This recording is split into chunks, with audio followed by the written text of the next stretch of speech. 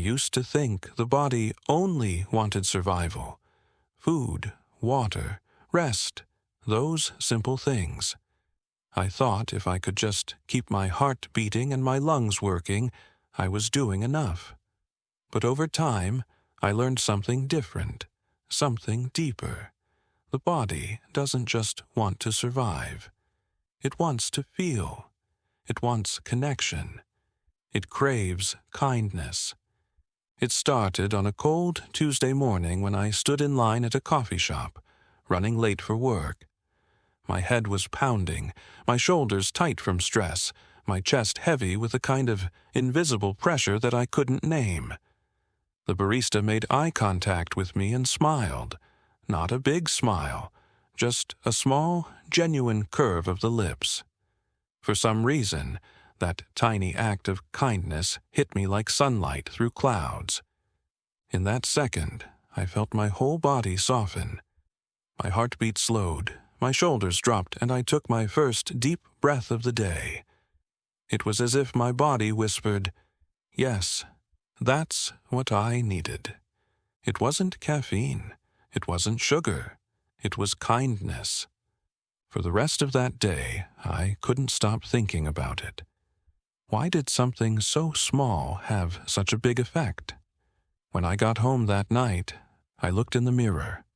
My eyes looked tired, but something in me felt awake. And that's when I realized our bodies are not machines. They are living, feeling ecosystems. Every cell listens, every nerve responds. When we experience kindness, whether giving or receiving, it doesn't just warm our hearts, it heals our bodies. You see, the body recognizes kindness as safety.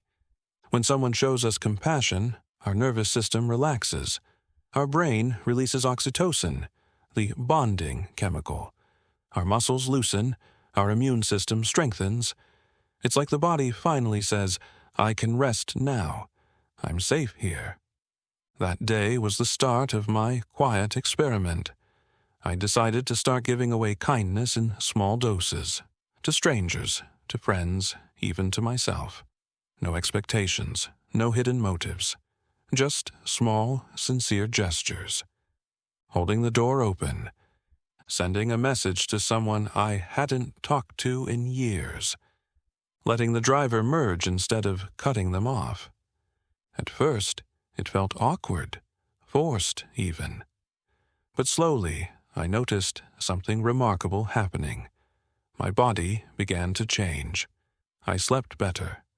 My stomach, which had been tight for years, felt calm. My breathing grew slower. My thoughts became clearer. I wasn't just becoming a kinder person, I was becoming healthier. One afternoon, I was walking in the park when I saw an older man sitting alone on a bench feeding birds. I sat down nearby, and he started talking about his late wife, how they used to come there every Sunday. His voice cracked when he said, "She loved these birds." Without thinking, I reached out and touched his arm gently. "I'm sure they remember her," I said softly. He smiled, eyes wet with tears. "Thank you," he whispered. In that moment, something passed between us, an unspoken understanding. My chest felt warm, and the air seemed lighter. It wasn't pity, it was connection. And my body, it responded again. My heart beat in rhythm with his words, my breath matched his sigh. I realized then, kindness isn't just something we do, it's something we become. It flows through us like a current, and when we share it, it multiplies. Science calls it the helper's high. Spirit calls it grace. But the body just calls it home. Over the next few months, I noticed that my body started leading the way. Before my mind could even decide, my hands would reach out to help someone. My lips would form words of encouragement. My eyes would soften when I looked at people instead of judging them.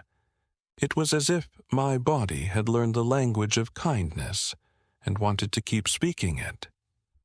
One night, I asked myself, why does kindness feel so good? And the answer came quietly. Because it's our natural state. We are wired to connect, to care, to belong. When we act with kindness, we return to who we truly are. I think about all the times I ignored my body's messages, the tension in my shoulders when I held on to anger, the racing pulse when I spoke harshly, the knot in my stomach when I withheld forgiveness. Those were the body's cries for kindness, not from others, but from me. The truth is, the body doesn't just want food and shelter. It wants peace. It wants the gentleness that comes from forgiving someone, the ease that comes from letting go, the lightness that comes from understanding instead of judging. Kindness isn't weakness. It's strength turned inward and shared outward. It's how the body tells the world, I choose harmony over fear. Now, every morning when I wake up, I place my hand over my heart and whisper a small promise. I will be kind today. Sometimes I fail.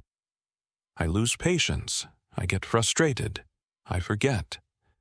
But every time I return to kindness, my body responds with relief as if saying, welcome back. I've come to believe that the body doesn't just carry the soul, it mirrors it. And when we fill our lives with kindness, we align the two into a single rhythm. Mind, body, and heart moving together.